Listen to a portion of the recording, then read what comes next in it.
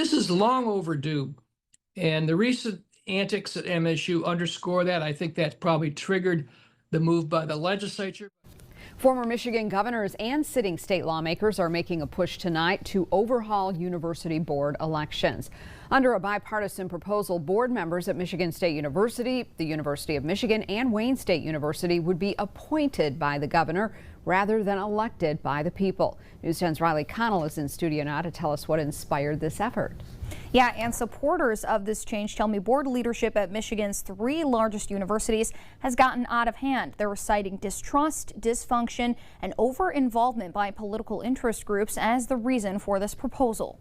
We're just not getting good operations, and the universities are struggling. State Senator Ed McBroom wants Michigan to change the way it chooses leadership at Michigan State University, the University of Michigan, and Wayne State University. You know, they get selected at the party conventions based on who throws the best tailgate parties and who's got a big checkbook so they can self-fund their campaign. McBroom says a years-long stream of lawsuits, scandals, and dysfunction at the universities must come to an end.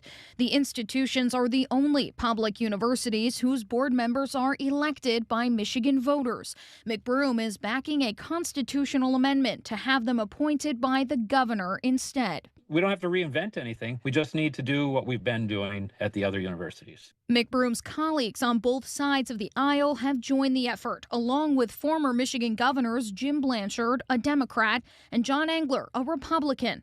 Blanchard says he's always supported a switch to board appointments, but the need for change was proven during a chaotic MSU Board of Trustees meeting on May 17th. I don't think all the problems at MSU would have occurred if we'd had the governor appointing the trustees. We need accountability.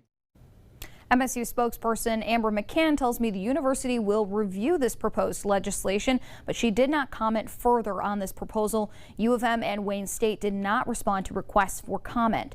The constitutional amendment would also impact how Michigan selects its attorney general and secretary of state. Instead of receiving a nomination during party conventions, candidates would be narrowed down during the primary election. And back to you. Riley, thank you. Constitutional amendments require a 2/3 majority vote in the legislature plus approval from voters. If the amendment passes on June 4th, it will appear on the ballot during the primary election in August.